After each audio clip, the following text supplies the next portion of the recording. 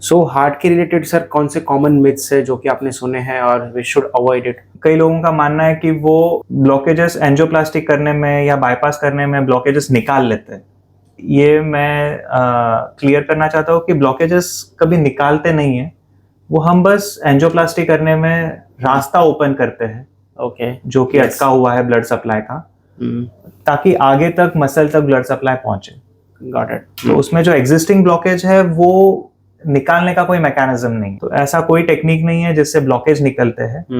Of course एक suction device, जैसे heart attack के सिचुएशन में हम जब एक ब्लड क्लॉट के साथ डील कर रहे हैं, तो एंजियोप्लास्टी करने के पहले, स्टेंट डालने के पहले हम वो जो क्लॉट है वो सक करके निकाल सकते हैं, जो ब्लड क्लॉट है, ब्लॉकेजेस को नहीं निकाल सकते। दूसरा, पहला हार्ट अटैक टॉलरेट हो जाता है, हाँ, दूसरा हार्ट अटैक थोड़ा और सदमा होता है, और तीसरा हार्ट अटैक टॉलरेट नहीं कर पाता। तो ये बड़ी मिथ है। फर्स्ट हार्ट अटैक भी फेटल रह सकता है, जो कि इनफैक्ट यंग लोगों में ज्यादा नुकसान देता है। तो क्या जिम जाने वाले लोगों में हार्ट रिलेटेड इश्यूज आने के चांसेस ज्यादा है? क्योंकि जो रिसेंट कुछ केसेस हुए थे वहां पे जिम में ही उनको कार्डियक अरेस्ट आया था। जो कॉमन कॉज है जिम में अटैक्स आने का या स्पोर्ट्स फील्ड पे अटैक आने का, एथलीट्स हो गए, एथलीट्स को, वो ये है कि विगरस एक्टिविटीज जब हम करते हैं तो हार्ट पे बहुत स्ट्रेन पड़ता है। तो हार्ट को जो स्टिमुलेट करती एक्टिविटीज वो है walking, cycling, swimming,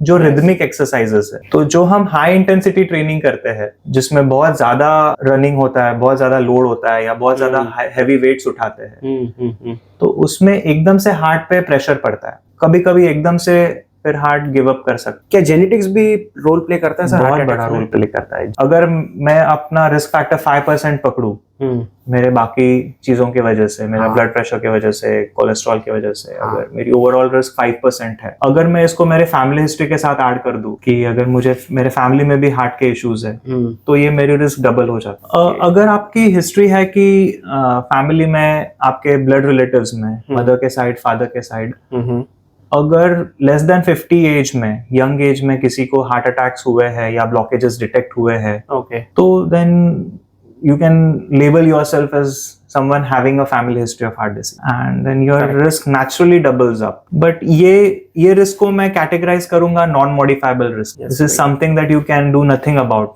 at least at present. Correct. Same चीज है अपनी ethnicity, अपना race. So being a Southeast Asian itself puts us at more risk of heart problems compared to Africans, compared to white Americans. क्यों ऐसे sir? ये हमारा racial genes ही बोलिए. In fact ये Southeast Asian population is more prone.